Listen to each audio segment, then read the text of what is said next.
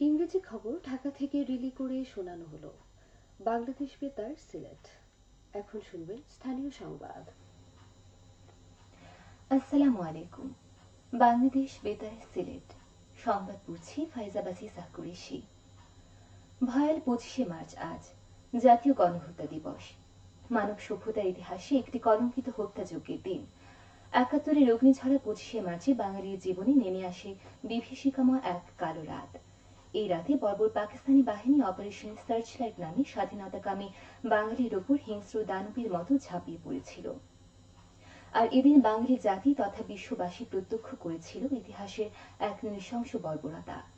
পৃথিবীর ইতিহাসে বর্বর গণহত্যার নজির স্থাপন করে হানাদার পাকিস্তানি সেনাবাহিনী। স্বাধীনতার প্রত্যয়ে দেশ জুড়ে শুরু হয় প্রতিরোধ যুদ্ধ। রাজনৈতিক কর্মী, বাঙালি সেনা আর সাধারণ মানুষের সম্মিলিত স্বতঃস্ফূর্ত অংশগ্রহণে ৯ মাসের রক্তক্ষয়ী যুদ্ধ, বিপুল প্রাণহানি আর ধ্বংসযজ্ঞের পর ১৬ ডিসেম্বর উদিত হয় স্বাধীনতার সূর্য। যথাযোগ্য মর্যাদায় দিবসটি পালনের লক্ষ্যে জাতীয় পর্যায়ে বিভিন্ন কর্মসূচি গ্রহণ করা হয়েছে। দিবসটি উপলক্ষে রাষ্ট্রপতি ও প্রধান উপদেষ্টা বাণী প্রদান করবেন। সারা দেশে স্কুল, কলেজ, মাদ্রাসা ও কারিগরি সহ সব শিক্ষা প্রতিষ্ঠানে বিশিষ্ট ব্যক্তি এবং বীর মুক্তিযোদ্ধাদের সমন্বয়ে 25শে মার্চ গণহত্যার স্মৃতিচারণ ও আলোচনা সভা অনুষ্ঠিত হবে। ওই দিন মুক্তিযুদ্ধ জাদুঘরে গণহত্যা ও মুক্তিযুদ্ধ বিষয়ক সেমিনার অনুষ্ঠিত হবে। দেশের সব সিটি কর্পোরেশনে গণহত্যার উপর দুর্লভ আলোকচিত্র ও প্রামাণ্যচিত্র প্রদর্শনীর আয়োজন করা হবে। এছাড়া ১৯৭১ সালের ২৫শে মার্চ রাতে নিহতদের স্মরণে সকল মসজিদে বিশেষ মোনাজাত এবং অন্যান্য উপাসনালয়ে প্রার্থনার আয়োজন করা হবে। ২৫শে মার্চ গণহত্যা দিবস পালনের লক্ষ্যে সারা দেশে রাত ১০টা ৩০ হতে ১০টা ৩১ ১ মিনিটের প্রতীকী ব্ল্যাকআউট পালন করা হবে। এছাড়াও গুরুত্বপূর্ণ সরকারি, আধা সরকারি, স্বায়ত্তশাসিত এবং বেসরকারি ভবন ও স্থাপনাসমূহে কোনো অবস্থাতেই ২৫শে মার্চ রাতে আলোকসজ্জা করা যাবে না। সারা দেশের মতো সিলেটেও গতকাল পালিত হয়েছে বিশ্ব যক্ষ্মা দিবস।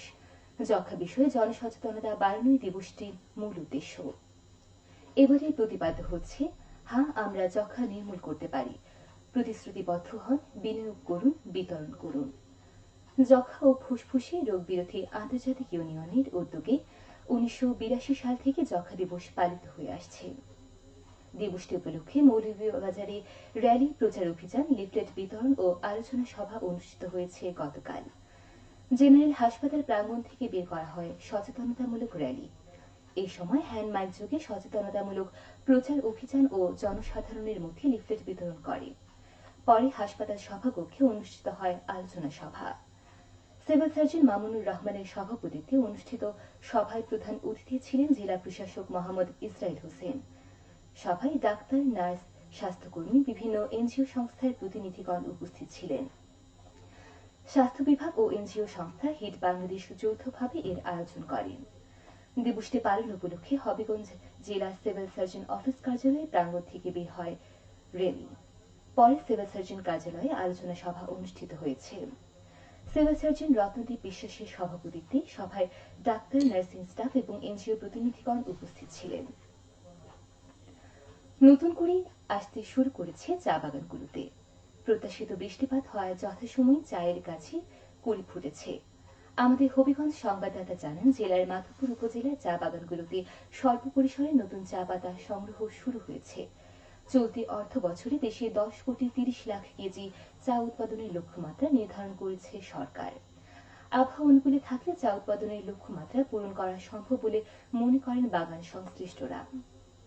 নতুন মৌসুমে বাগান থেকে চা পাতা তোলার আগে বাগান কর্তৃপক্ষ ও পঞ্চায়েত নেতাদের উপস্থিতিতে শ্রমিকরা পবিত্র কোরআন তেলাওয়াত, দোয়া মাহফিল, পূজা অর্চনা, গীতিপাঠ সহ বিভিন্ন আনুষ্ঠানিকতা পালন করেন।